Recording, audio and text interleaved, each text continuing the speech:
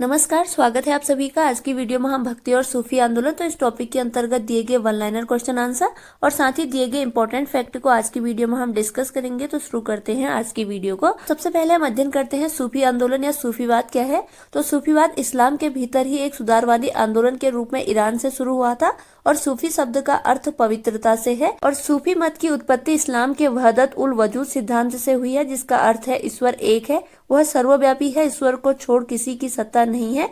जो लोग सूफी संतों से शिष्यता ग्रहण करते थे उन्हें मुरीद कहा जाता था। और सूफी धर्म संघ बासरा जो कि इस्लामी कानून के समर्थक हैं और बेसरा जो कि इस्लामी सिद्धांत से बंधे नहीं है यानी इस्लामी कानून से मुक्त है, तो दो भागों में विभाजित हुआ। जो बासरा है उसे 4 भागों में विभाजित किया गया है। पुनः इसमें है चिश्ती सिलसिला, सुहरावर्दी सिलसिला, कादरी सिलसिला और नक्शबंदी सिलसिला। नेक्स्ट हम अध्ययन करते हैं चिश्ती सिलसिला के भारतीय संस्थापक। तो चिश्ती सिलसिला के भारतीय संस्थापक है ख्वाजा मोइनुद्दीन चिश्ती।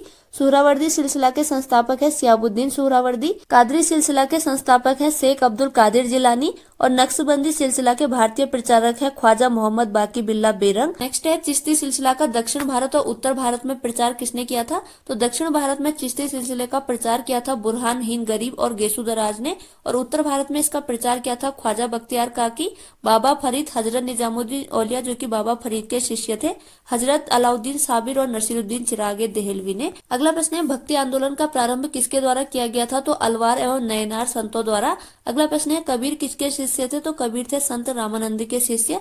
नेक्स्ट यहाँ पे इंपॉर्टेंट पॉइंट है बुद्ध और मीराबाई के जीवन दर्शन में मुख्य समानता यह है कि दोनों का मानना है कि संसार दुखपूर्ण है। अगला प्रश्न है रामानुज के अनुयायियों को क्या कहा जाता है। तो वैष्णव। अगला प्रश्न है कबीर और धर्मदास के मध्य संवादों का संकलन का शीर्षक क्या है। तो अमरमूल। नेक्स्ट यहाँ पर दिया गया है सिलसिला और संस्थापक। तो चिश्ती सिलसिला इसके संस्थापक है ख्वाजा मोइनुद्दीन चिश्ती।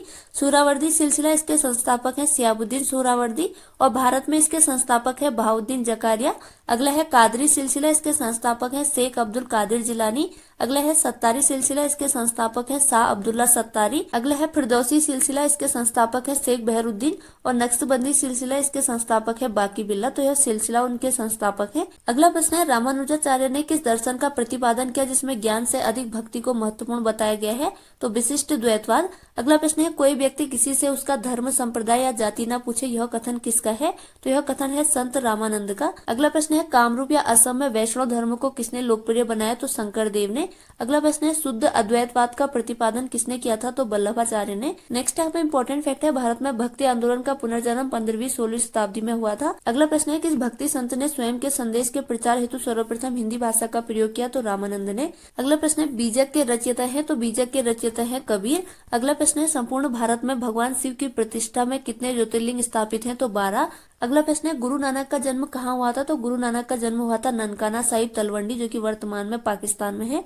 नेक्स्ट यहाँ पर दी गई है उपाधियां और सूफी संत। तो चिराग ए देहलवी की उपाधि दी गई थी शेख नसीरुद्दीन महमूद को। महबूब ए इलाही की उपाधि दी गई थी शेख निजामुद्दीन औलिया को। मुजद्दिद की उपाधि दी गई थी शेख अहमद सरहिंदी को और बंदा नवाज की उपाधि दी गई थी सैयद मोहम्मद गेसुदराज को। नेक्स्ट यहाँ पे इंपॉर्टेंट पॉइंट है दक्षिण भारत में शिव भक्त संतों को नयनार, इनकी संख्या 63 थी नयनार संतों की, तथा विष्णु भक्त संतों को अलवार कहा जाता था और अलवार संतों की संख्या 12 थी। तो इंपॉर्टेंट पॉइंट है दक्षिण भारत में शिव भक्त संतों को नयनार और विष्णु भक्त संतों को अलवार कहा जाता था। नेक्स्ट यहाँ पर दिए गए हैं प्रमुख मत एवं उनके प्रवर्तक। तो मत और प्रवर्तक दिए गए हैं अद्वैतवाद, इसके प्रवर्तक है शंकराचार्य। विशिष्टाद्वैतवाद इसके प्रवर्तक है रामानुजाचार्य। द्वैताद्वैतवाद इसके प्रवर्तक है निम्बकाचार्य। शुद्धाद्वैतवाद इसके प्रवर्तक है वल्लभाचार्य। द्वैतवाद इसके प्रवर्तक है माधवाचार्य। भेदा भेदवाद इसके प्रवर्तक है भास्कराचार्य। शैव विशिष्टाद्वैतवाद इसके प्रवर्तक है श्रीकंठ। अचिंक्य भेद भेदावाद इसके प्रवर्तक है बलदेव। वीर शैव विशिष्टाद्वैत इसके प्रवर्तक है श्रीपति और अभिभागाद्वैत इसके प्रवर्तक हैं विज्ञान भिक्षु। नेक्स्ट यहाँ पर दिए गए हैं संत एवं उनके संप्रदाय। तो संत और संप्रदाय दिए गए हैं रामानुजाचार्य श्री संप्रदाय, माधवाचार्य ब्रह्म संप्रदाय, वल्लभाचार्य रुद्र संप्रदाय, संत लालदास लाल पंथ, गोविंद प्रभु महानुभाव पंथ, एकनाथ तुकाराम व ज्ञानदेव वरकरी संप्रदाय, रामदास बोध धरकरी संप्रदाय। नेक्स्ट है माधवाचार्य हरियाली संप्रदाय, शंकरदेव महापुरुषीय संप्रदाय, निम्बार्क सनक संप्रदाय, स्वामी हरिदास सुकी संप्रदाय, जगजीवन साहब सतनामी संप्रदाय, चंडीदास बाउल संप्रदाय, पुरंदरदास दासकूट संप्रदाय। नेक्स्ट है नित्यानंद गोस्वामी चैतन्य पंथ, गुरु नानक सिख संप्रदाय, दादू दयाल दादू पंथ व निपक्ष संप्रदाय, हित हरिवंश राधा वल्लभ संप्रदाय, रामानंद रामवत संप्रदाय। नेक्स्ट है श्री चंद्र गुरु नानक के पुत्र उदासी संप्रदाय, जयनाथ बिश्नोई संप्रदाय, निरंजन कनिरंजनी संप्रदाय और रैदास रैदासी संप्रदाय। तो यह है संत एवं उनके संप्रदाय। नेक्स्ट है दक्षिण भारत में भक्ति आंदोलन। तो दक्षिण भारत में भक्ति आंदोलन का प्रचार विष्णु भक्त और शिव भक्तों ने किया। विष्णु भक्त अलवार संत कहलाए और शिव भक्त नयनार संत। अलवार संतों में प्रमुख रूप से है नमाल वारकर, मधुर कवि, अंडाल जो कि महिला थी, और कुलशेखर, तो यह अलवार संत है। और नयनार संतों में है निरुना, बक्कू करसु, अप्पर, तिरुज्ञान सबंदर, सुंदर मूर्ति और मणिक वाजकर, तो यह प्रमुख नयनार संत है। अगला प्रश्न है गुरु नानक देव ने सिख धर्म की स्थापना किसके शासनकाल में की थी?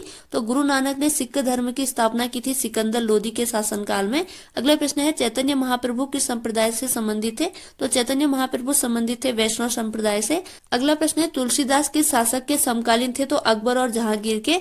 अगला प्रश्न है कि सूफी संत के विचारों को सिखों के धर्म ग्रंथ आदि ग्रंथ में संकलित किया गया है? तो फरुद्दीन गज ए शंकर बाबा फरीद के।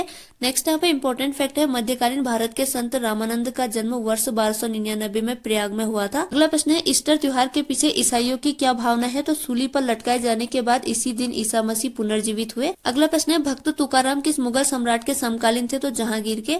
अगला प्रश्न है भारत में चिश्ती सूफी मत को किसने स्थापित किया? तो ख्वाजा मोइनुद्दीन चिश्ती ने। नेक्स्ट यहाँ पे इंपॉर्टेंट फैक्ट है सूफी संत मोइनुद्दीन चिश्ती की यह मान्यता थी कि संगीत ईश्वर के निकट पहुंचने का एक साधन है। अगला प्रश्न है ईश्वर केवल मनुष्य के सद्गुण को पहचानता है तथा उसकी जाति नहीं पूछता, आगामी दुनिया में कोई जाति नहीं होगी। यह सिद्धांत किस भक्ति संत का है? तो गुरु नानक का। अगला प्रश्न है रामचरितमानस नामक ग्रंथ के रचयिता कौन है? तो रामचरितमानस के रचयिता है तुलसीदास। अगला प्रश्न है प्रसिद्ध सूफी संत हाजी वारिस अली शाह की मजार कहाँ स्थित है? तो देवा शरीफ बाराबंकी उत्तर प्रदेश में।